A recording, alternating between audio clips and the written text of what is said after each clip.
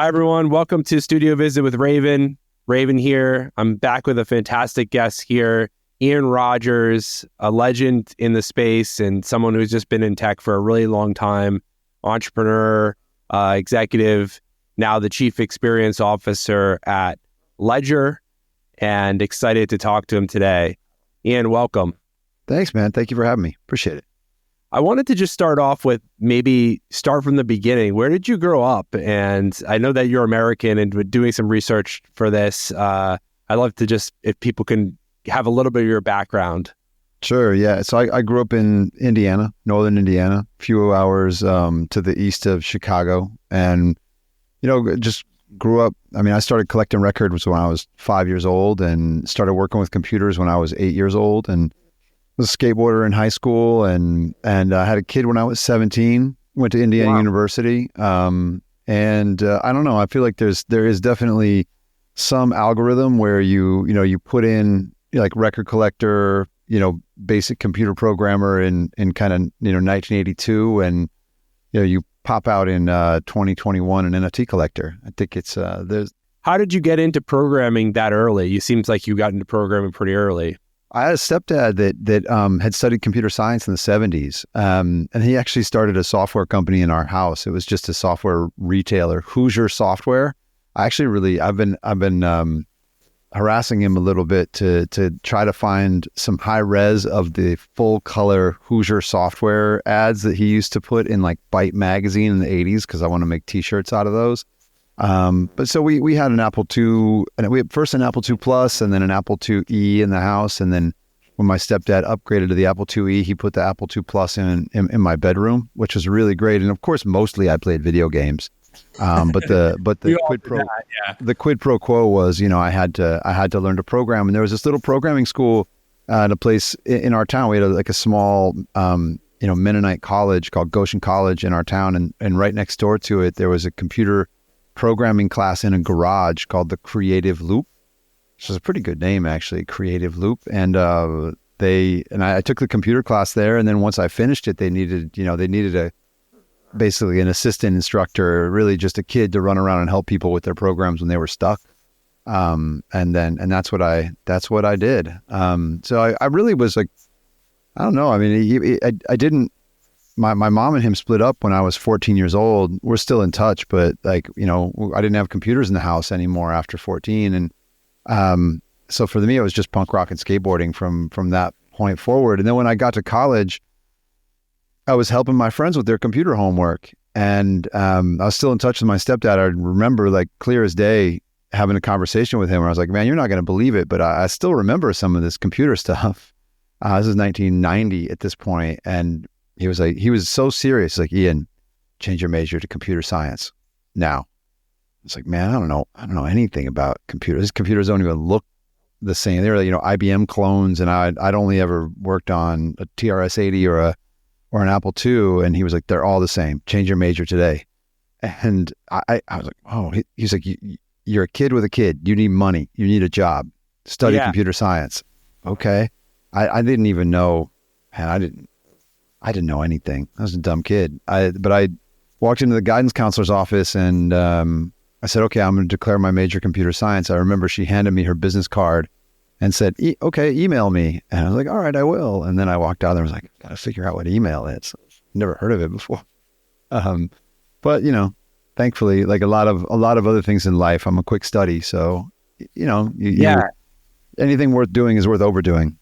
It's super interesting, this combination that you were just talking about. I was just thinking about with skateboarding and punk rock and computer science. I think people wouldn't necessarily think that those were, so related, but I think that's really interesting because I love punk rock music too. Like, I used to skateboard as well. Like, it was interesting the overlap there. I think it's really related actually, because I think if you grew up and everything that you wanted was at your local shopping mall, then the internet must have been like, why does anyone need this? But if you grew up, like collecting, VHS tapes, but because the things that you wanted to watch were not on television, And if the music that you wanted, you had to mail order out of the back of a newsprint magazine called Maximum Rock and Roll, that just to get the magazine, you had to drive an hour. And then you would like read the words in the back of the magazine, and then you would choose what you wanted to buy. And, you know, my mom would write a check from me so that I could, you know, spend my allowance to order a 7-inch that was coming from Berkeley, California. Like, if that's what you were used to, then the moment you saw the internet, you were like, oh my God, this changes everything. And I feel really lucky to have grown up with, you know, the people forget, I mean, skateboarding is skateboarding, and there's a whole bunch of reasons that I think skateboarding is an amazing teacher of life. But from a media perspective, like the whole skateboard industry runs on, or ran in the 80s and into the 90s on VHS tapes. Yeah. Like the whole business was, I'm a pro skateboarder. I've got to spend months making a part, so I have 5 minutes in that video so that kids will buy my board. Yeah. Like, man, that is a crazy business model. But, you know, and so I think when you get your head around things like that, then, I mean, to me, the internet just made immediate sense. And I started working with the Beastie Boys in 1993, and I met them in 94, actually. And, you know, they understood the internet immediately, like way before most people. And I think the reason was because they came from that same culture. Yeah. So I've always said, like, if you once upon a time made a fanzine with a Sharpie and a photocopier, then the moment you saw the internet, you were like, oh, I know what this is. This is self-publishing. I understand self-publishing. I've been trying to do this my whole life, and this looks like a way better tool than I've ever seen to do it. Yeah. It's interesting too, because I think when you're talking, it's bringing up thoughts of, you know, skateboarding and in punk rock, they think thought of as kind of countercultural, which they are. And, you know, I think the internet and technology, in a lot of cases, is that, right? Like if you have a mindset that is not, you know, just thinking, okay, the status quo is the best, you know, or something like that, right? And you're open and creative and challenging assumptions, you know, I think that's kind of the mindset of technology, right? And what, you know, in the belief that we through technology make a better world, right? So totally. I mean, I think this is just humans generally. Humans have imagination. You know, I mean, can a dog say, I know how tomorrow could be different, can better from today? Like, I hope not, because if so, then that's pretty sad. But that's all human beings do. They're imagining, like, okay, wait, what about this? You know, and so yeah, I think we just use technology to do that. I'm a big fan of, you know, when Clayton Christensen, who wrote The Innovator's Dilemma, says, you know, there are no new human problems. We just hire new technology to solve old problems. I think that's a really important thought, especially for people that are innovators, because like so often, you know, we try to create new problems that don't exist, or there's so often solutions, you know, that are looking for problems, and they'll never find them. You know, I mean, you know, when I was running digital at LVMH, every week someone would come in and want to sell me like a virtual store. No one's ever wanted a virtual store, and they're not going to want it tomorrow. You know, like these things, if it wasn't a problem in the past, it's not going to be a problem tomorrow. We only hire new technologies to solve old problems. Or, as I'm not sure if he wants to be outed on this. I feel weird because it's such a good quote. I feel weird not attributing it, but I feel like maybe I'm giving away a secret, so I'll just unattribute it for now. But someone told me the fundamental human needs are eat, sleep, fuck, flex on your neighbor. So pretty much every product fulfills one of those categories. Exactly. That's pretty funny, and true. When did you like? You know, I know that you were involved early in WinAmp. You know, everyone. You know, I think around that time when WinAmp was out, you know, had it on their computer. It was like, you know, the time when of Napster and all these, you know, kind of that whole evolution in music and things like that. Maybe talk a little bit about like how did you get involved with WinAmp and that whole journey? Yeah, so I mean, look, for anyone who doesn't know what WinAmp was, it was an MP3 player, and if you fucked with MP3s in 1998 or 99, you used WinAmp. Period. Right? It'd be like the analogy I think for this audience would be MetaMask. Right? Yeah. If you fucked with NFTs in 2021, 2022, you use MetaMask. Yeah. So and what that means is now that we are, God, how far are we? 25 years on from that. Then, you know, what that means is that there's only two responses when I say WinAmp, either totally glazed, I have no idea what you're talking about, or dude, WinAmp, what? And so it was kicks the llama's ass, right? Yeah, that alone is an amazing story. It's such a great group of people, man. Like WinAmp was made by a great human being, Justin Frankel, when he was pretty young, 18, 19 years old. He'd been kicked out of the University of Utah for hacking.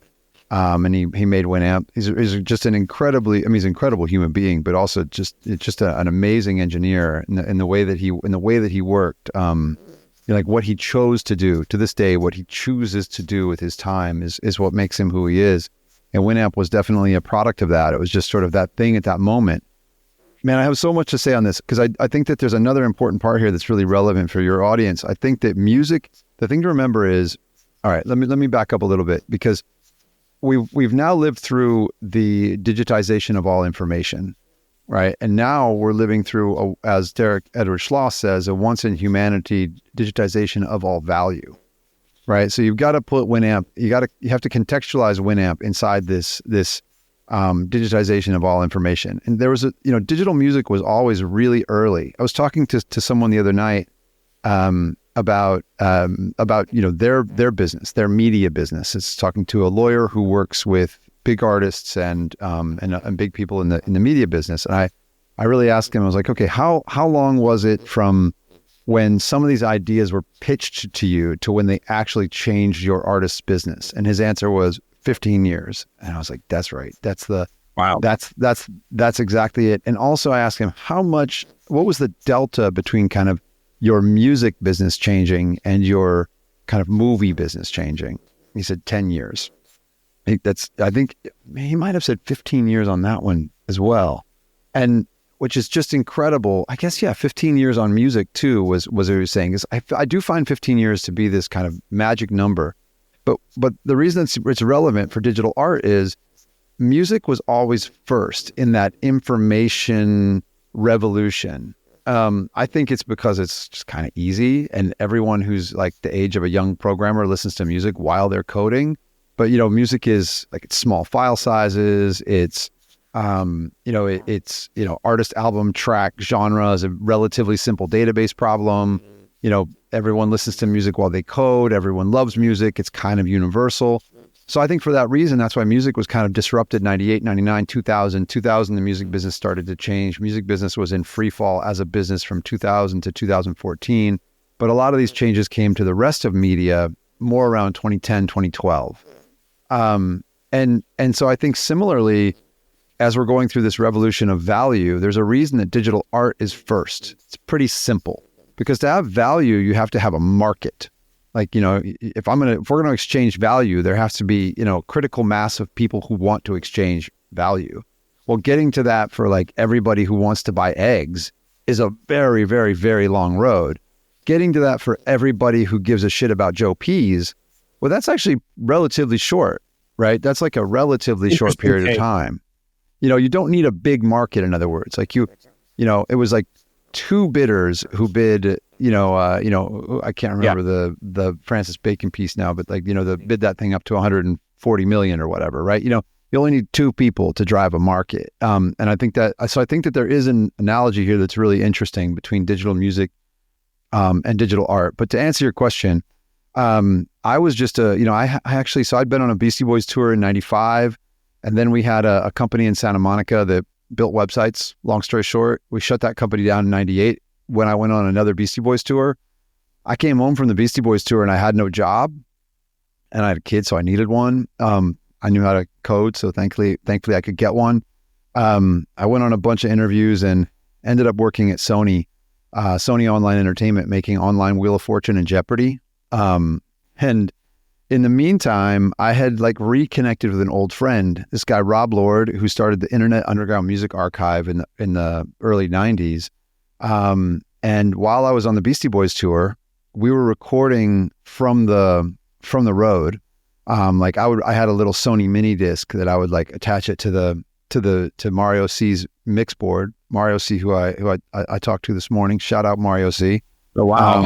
And I would I would record songs because it was amazing. Mixmaster Mike was on that tour. If you saw him at Proof thing in New York a couple of years ago, it was incredible. And Mike just made the shows so exciting. Like every night, the Beastie Boys had no idea what he was going to drop, next. And so I was recording those from the mix board and posting them online.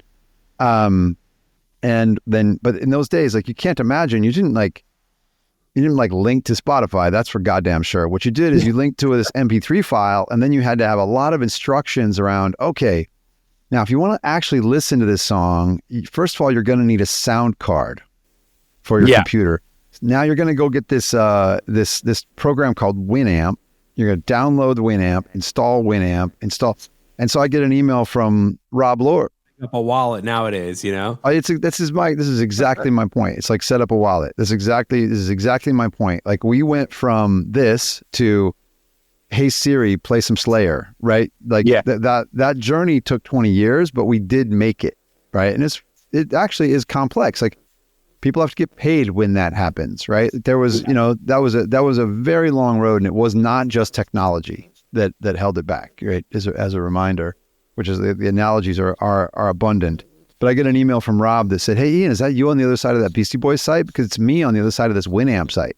So I ended up working at Sony for like 3 months. And after 3 months, I was bored out of my mind already. And Rob and Justin were like, hey, why don't you come run winamp.com? And shoutcast.com was the other one at the time.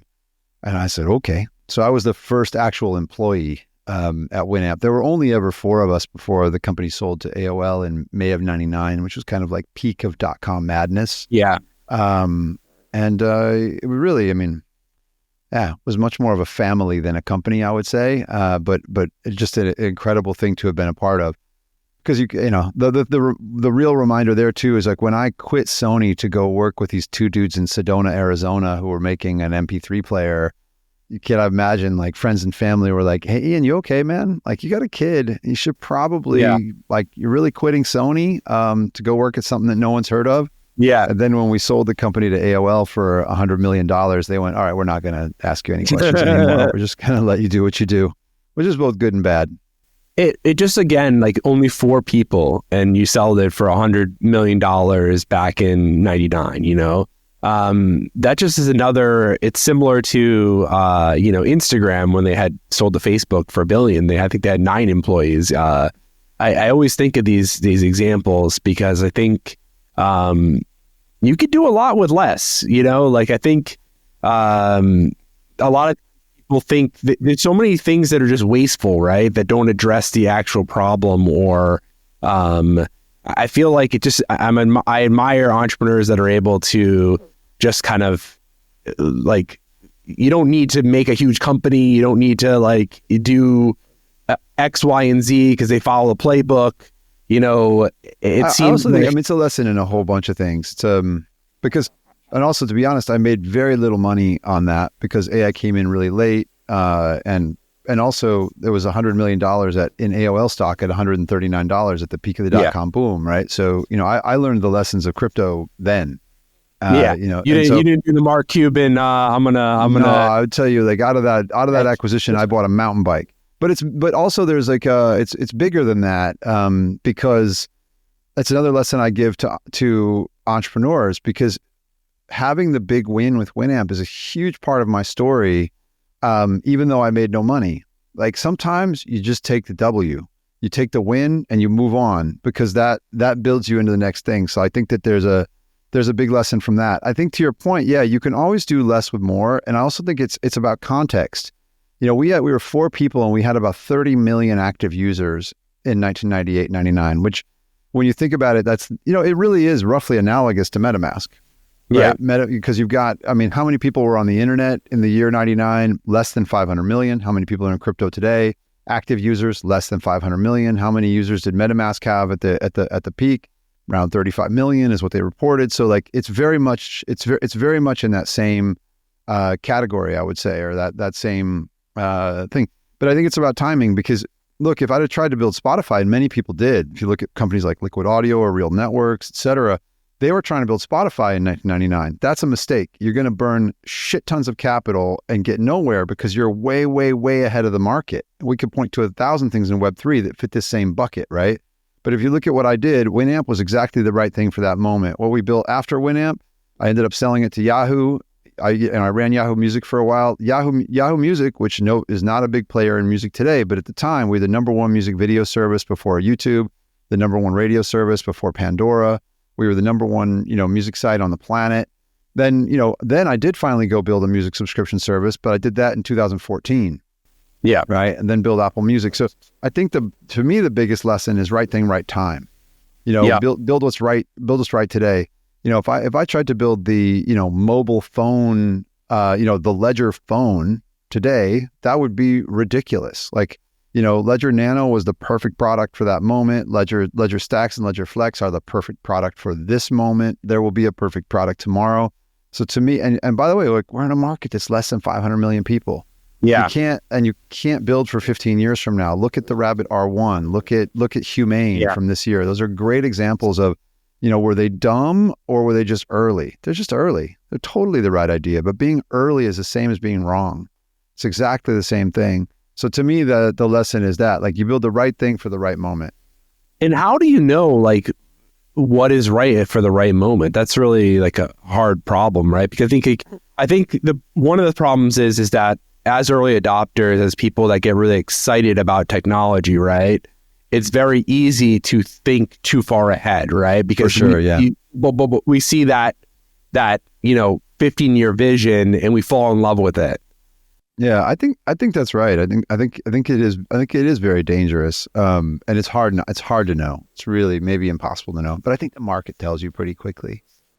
Yeah. Do you think it's part of seeking out people that aren't so early adopters, or maybe are in like a little bit less so? I don't know. I don't think so. Unfortunately, because I don't think you can listen to those people either. I think this is the tough part of it. I think it's really about finding the piece that is fundamental. The piece I think it comes back to that there are no new human problems. We just hire old technologies to solve, or we hire new technologies to solve old problems. Because, when I think about it, I mean, first of all, these big moments like 1999 in the internet and 2021 in kind of Web3, they come and they go, and they don't really come back, which is a good thing.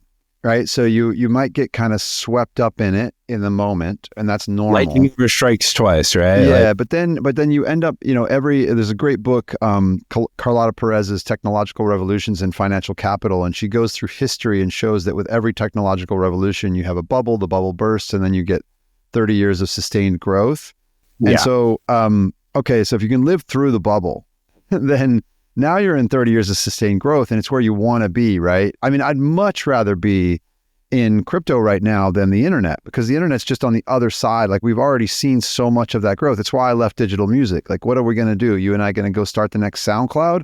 Like, I don't think so. Like, that ground has been explored, right? Those fields have been like strip mined at this point, right? It's an oligopoly where you'd be fighting with companies like Apple and Spotify and Amazon and YouTube. You know what I mean? Like, that's not fun. I'd much rather be in a place where there's like 500 million people, but it's going to billion over the next 3-4 years, because now you can take whatever you can, mine today and just know that it's going to grow.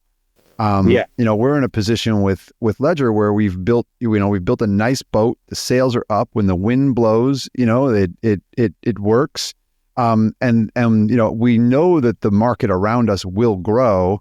So we just need to, like, be patient, do good work, make better product, and then, we will grow with the market. And what that means is that you will grow, you'll gain a little more than you would if you were just if you're just trying to grab market. Is it the market growing, or are you just trying to grab market share?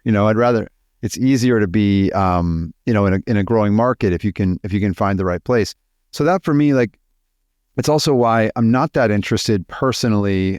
I'm interested actually personally, but professionally, I'm not interested in putting my opportunity costs in things in crypto that are too vertical. And what I mean by that is like any specific narrative. The reason that ledger appealed to me was because to me, ledger is like Cisco in the internet, right? Cisco's this thing that was so fundamental. Cisco didn't really care if it was, Internet Explorer or Netscape who won the race at the end of the day, right? Or if it was, Alta Vista or Google. They had one question.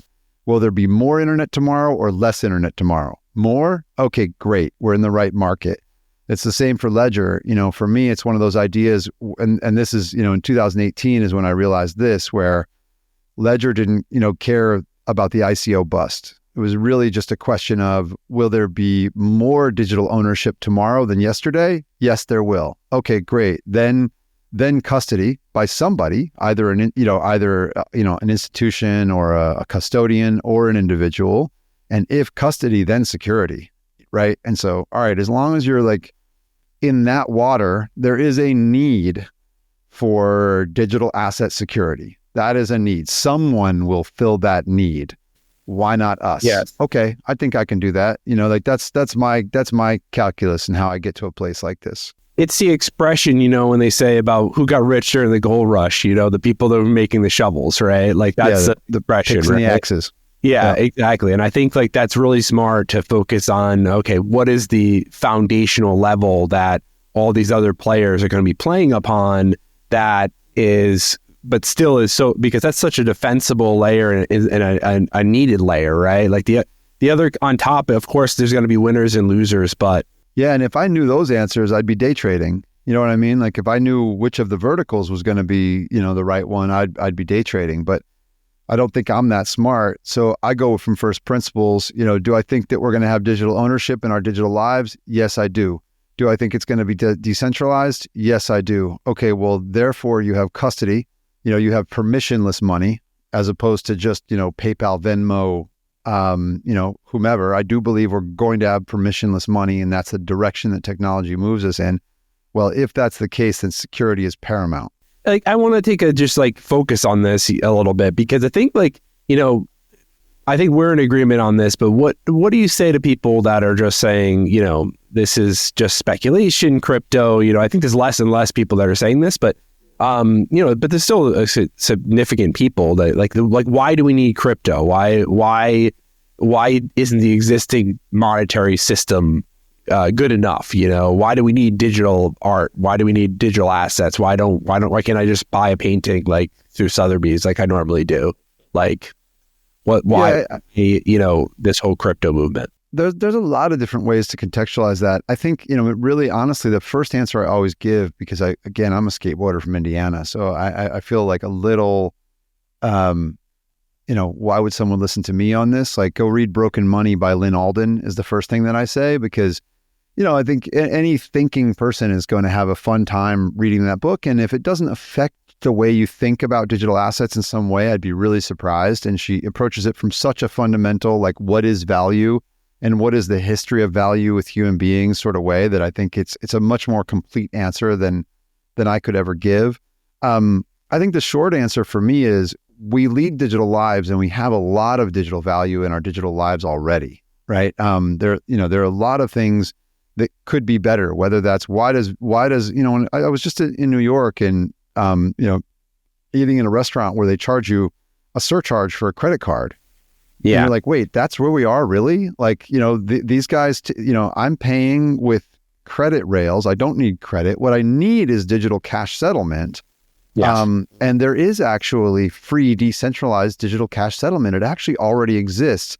And this is the movie I've seen before as a technologist. I'm like, wait, if there's someone in the value chain and they are taking value that they don't deserve, it's a matter of time before they go away, always, in all cases. I was just talking about this with a very senior person in the world of fashion earlier today.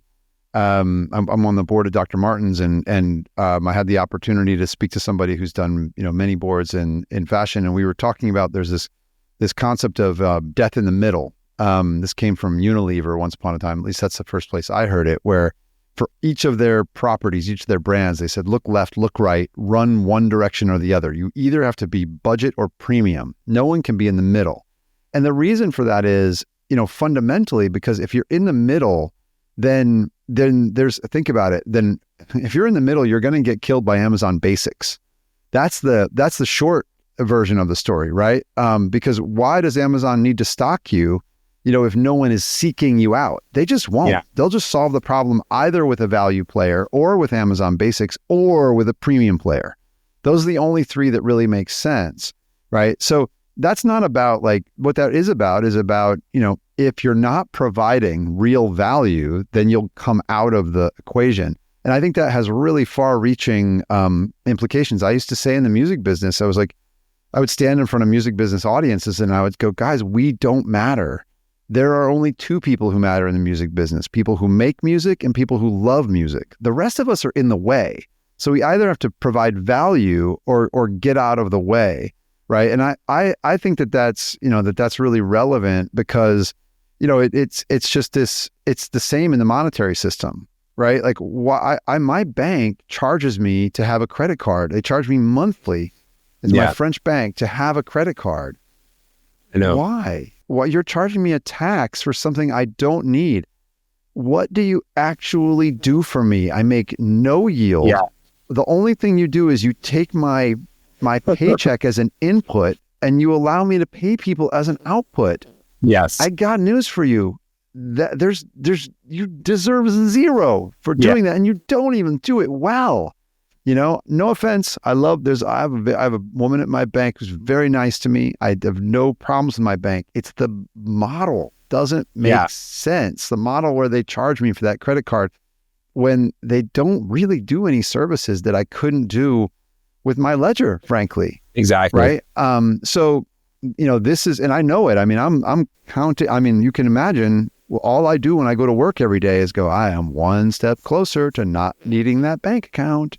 I think exactly like that. And I always think every time at the bank, at least in the US, the ACH transfers, when you make one of those and it takes 3 days to clear to another bank and you're like, why does it take 3 days? And then if you dig in a little bit, you find out, this is clearing firms and all this weird stuff that like you said, should not exist. It just, technology solves these problems over time. It always does. And it always takes longer than you think. I mean, look, the music business, 1999, I was very naively going to record labels and saying, hey, I've got 30 million people who really want digital music. Why don't we sell your music here? And, their answer to me was, first of all, what are you talking about? And, I've never heard of this, right? What do you mean you have 30 million people? What do you, are you a space alien? There was no recognition of what we were doing. I may as well have been speaking another language, right? Yeah. And then secondly, absolutely fuck no, we're going to sell compact discs forever. Yeah. Right. And so, anyway, that's why I definitely don't think you can ask Luddites what they think, really, because you have to go from first principles and know that no technology has ever been invented and not used. Yeah. And, we have a very powerful, novel technology. We have a solution to the Byzantine generals problem that allows, look, a ledger is a magic safe. It's a safe that you can put $1 million into, throw it in a fire, cross a border, type 24 words and get $1 million back. I mean, it's that's insanely powerful in the history of humanity. And I don't think people understand how powerful Bitcoin is even close. It's I've been staring at it for 10 years and the more I stare at it, the more beautiful it gets.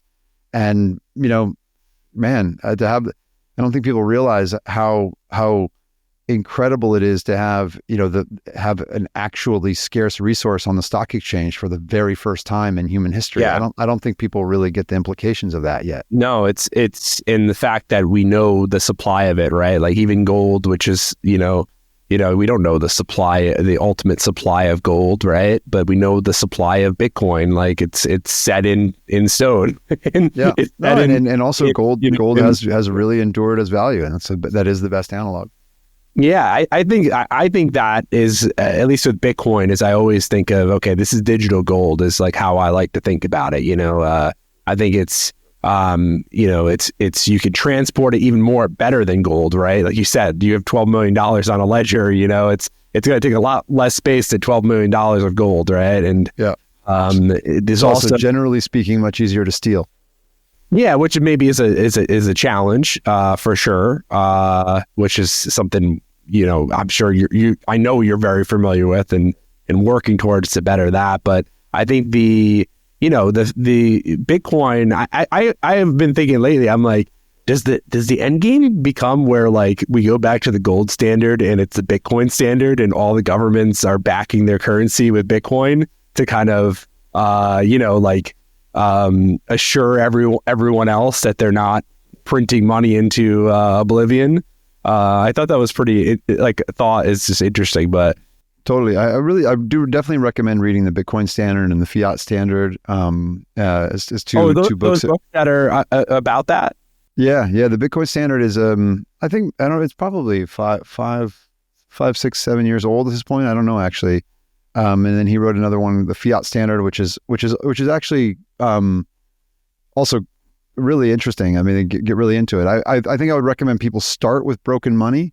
If you're not an economist or not an Austrian economist, I think Broken Money is an easier starting point.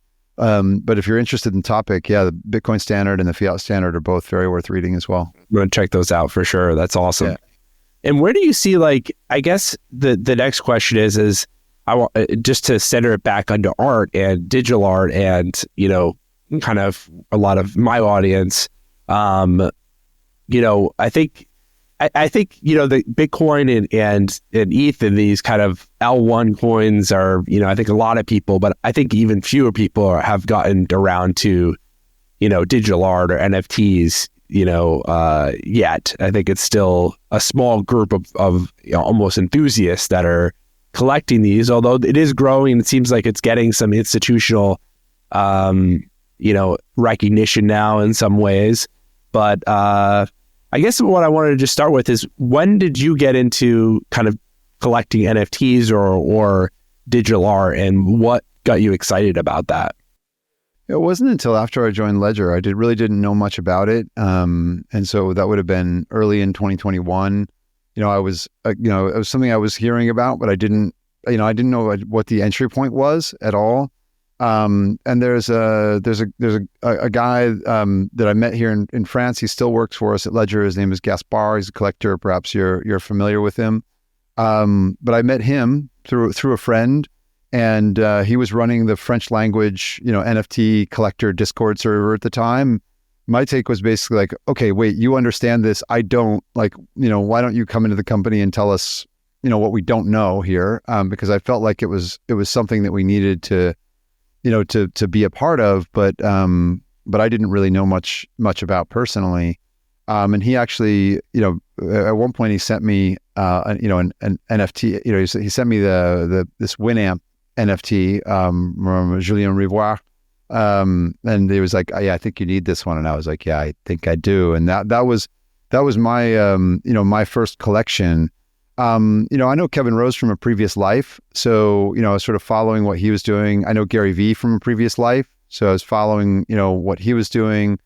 I just got I know Mike Shinoda from a previous life. So these are all people that we're experimenting at that time, and it made sense to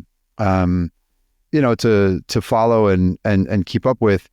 And then, I just fell in love with generative art. I really didn't know, much of anything about it. But what I realized, like I said earlier, I'm a quick study, right? So once I kind of, and also anything worth doing is worth overdoing. I don't know how to be kind of interested in something.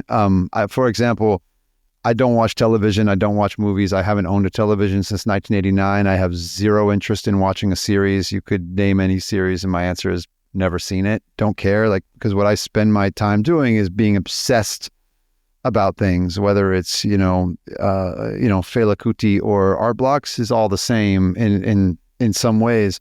And so I really went down the art blocks rabbit hole, which is a great place to live. It is. Yeah, that's a great. It's real, and I'm really thankful for it because there's a diaspora that comes from there, but I think that Eric is such.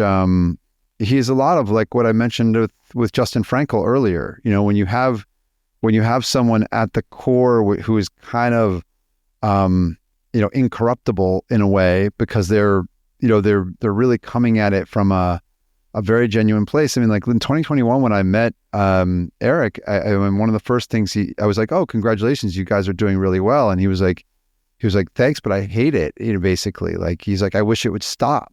He's like, "I'm dying for the day that we go back to not minting out." Because he knew it wasn't sustainable, and he knew that people were going to get hurt. He's an intelligent, sensitive person who wants to build something that's good for artists and good for humanity and good for the long term.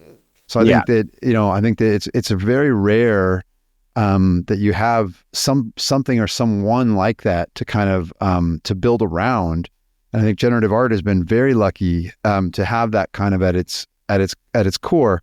The other thing I realized is that, in a way, like my craft is coding. So therefore I'm in a better position to critique or appreciate a piece of generative art than I am a painting. Really, just like I have fundamentals, like, and just I can look at a painting and go, wow, that's cool. I mean, I guess it's hard to do. I can understand the concept, of course, but I can't tell one stroke from another. I've never been a painter, but code is something that I am capable of appreciating. So for me, it was just a slam dunk, right? You've got you've got the community aspect to it, the kind of innovative aspect to it, the underdog aspect to it, the technical side of it, and that's why Marfa for me every year is it's the event of the year. It's like where I feel that I'm surrounded by people who are, as weird as me. So anyway, that was kind of, how I found myself there. Yeah. It's always amazing to think of that, because I always think about that with generative art is that, I think, there's generative art is obviously, there's, people can just look at a great generative art collection and just look at it and be like, oh, that's beautiful.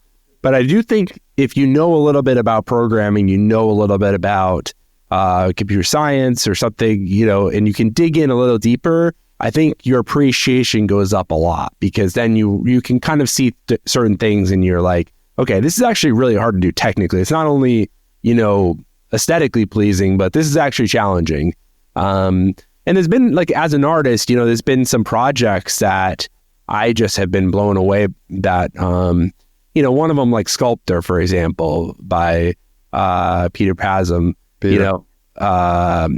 that's one that I think the general market maybe doesn't really know how amazing that project is. But I think if you dig into the code and you realize, wait a second, he, in like 7 kilobytes, like wrote a 3D, like, ray tracing, and like it's like insane. Like it's just like I'm like, what? Like that my Moments project was like 7 kilobytes. Like it's like that's insane. Like that's just wizardry. Like it's like another level. But like unless you kind of, I think, are familiar with programming, you probably wouldn't get that appreciation of that level of it, even though it is aesthetically pleasing as well. So it's interesting. I think that dynamic of it as well.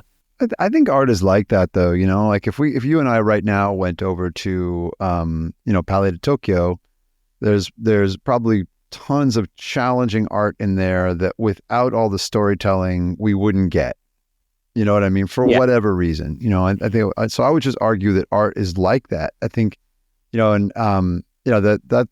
without the storytelling, it's very difficult, right? The same thing with any art. Like there's 100 million songs on Spotify, but when people choose their songs, it's not necessarily sonic. There's a lot of like cultural and storytelling and nuance and fandom, and it's not just like, oh, I like the sound of this, right? It fits into it. There is a cultural context for it, that comes with it, and I think art is like that. I also think that, like, Eric was right. I mean, the appreciation of code-based art probably is a relatively small group of people. But I would say, just like, again, if we go to the Pompidou right now, that art will be seen by and appreciated by relatively few people. Just like every luxury brand appeals to relatively few people. Louis Vuitton is a very big luxury brand.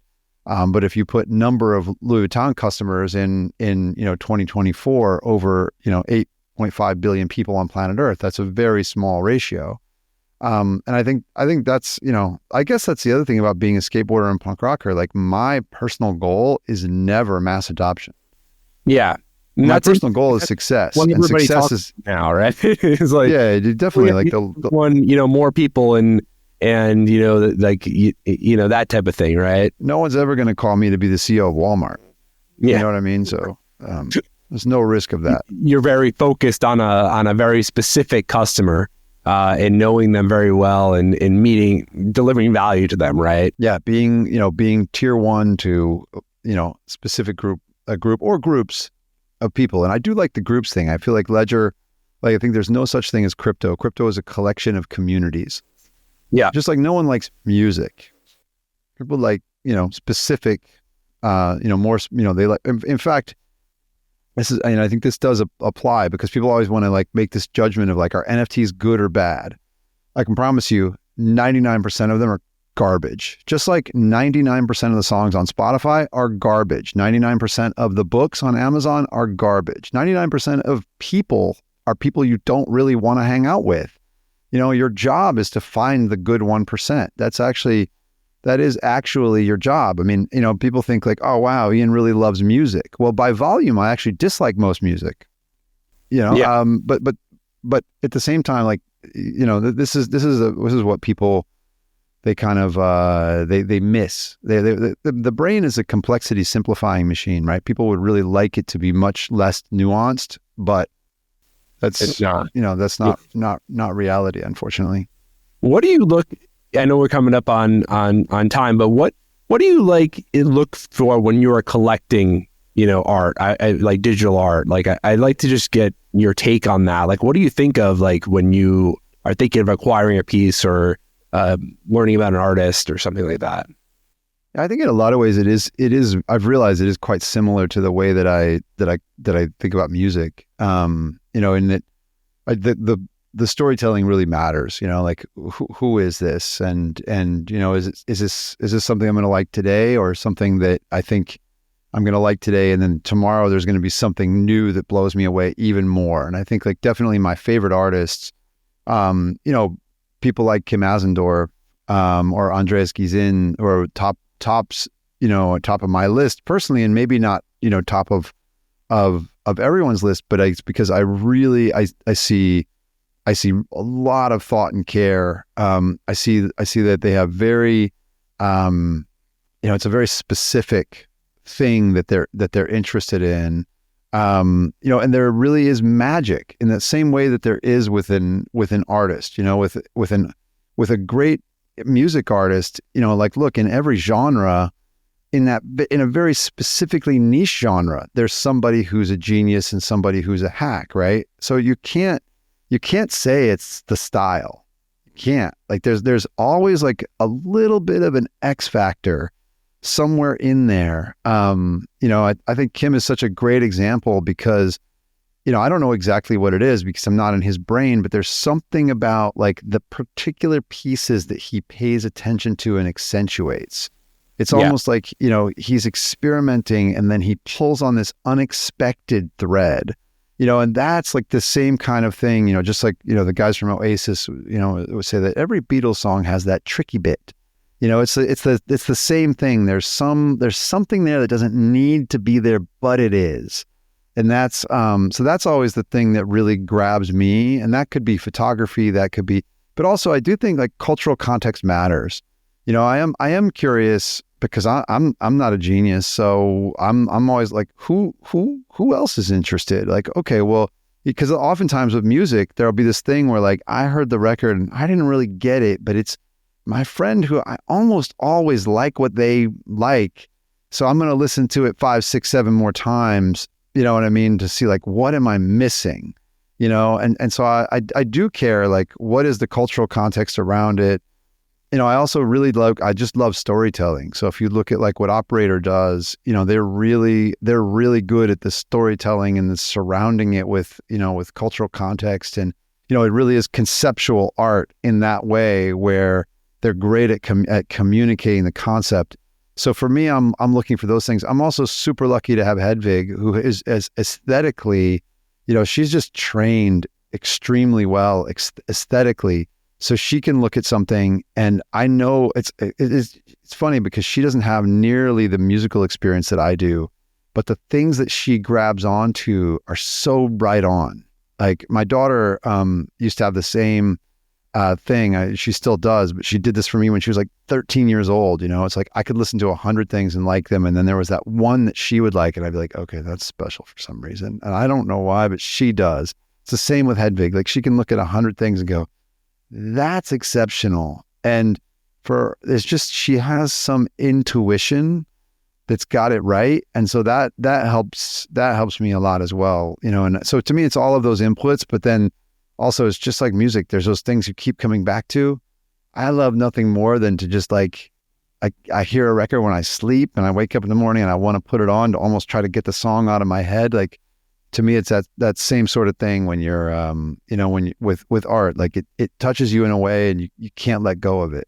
Yeah. And it's interesting because it's like a lot of times, like, with Kim, like, I think I'm glad you mentioned Kim because I love Kim's art as well. And, but it's funny because it's like, you have to listen to kind of your inner voice on certain things because, like, if I show people a Fidenza, like just in the general kind of public, my parents, something like that, they're like, oh, that's some great art or something like that. I sent my dad a Cargo one time and he was like, what is that, a screensaver? Like, he's just like, exactly. He doesn't get it. It's like too far at too many jumps, right? You have those you almost have those bridge art, right? Like, and that's I like, for me personally, like with Piece of Me, like I feel like that's what I was trying to do is like emulating the painting and stuff like that. Chimera for me is that perfect bridge art. Yeah, exactly. It's like okay, there's this kind of middle ground where it's like there's this bridge that people who are coming from traditional art are kind of in that can kind of get it, right? They can bridge over to digital art, and there's some of it that kind of carries around and things like that. But like Kim, like Xcopy, these type of it's like beyond that. It's like breaking beyond that. But I think it's the people who take the time and obviously are spend the time in the space and things like that, then, or just with the art, they can begin to appreciate it. And then you really end up loving that stuff because it's like, it's great that it's not trying to be look backwards, right? It's trying to. But you also have to be, have to remember, like, the musical, like, music is a great analogy here. Like, the road is littered with incredible artists that never found an audience. Yeah. And that's par for the course. It's not the case that every band that had the level of creativity that Radiohead has became Radiohead. Like the timing, path, support, like, longevity, drug addiction. Like, there's so many factors, that actually factor into this. And like, there are far more aspirants than there are successes in absolutely every art form. And I just think we always need to just stay realistic on that and realize that there's nothing new under the sun. This art space will be the same as all the ones that came before it. And I've never thought any different. That's great. Ian, thanks so much for joining me. Thank you so much for having me, man. Talk to you. I'd love to do this again. You're an amazing human, and I'd love to spend more time next time. Anytime. Be super happy to. Awesome. Ian, take care. Cool. Thanks. See you soon. Bye. All right, man.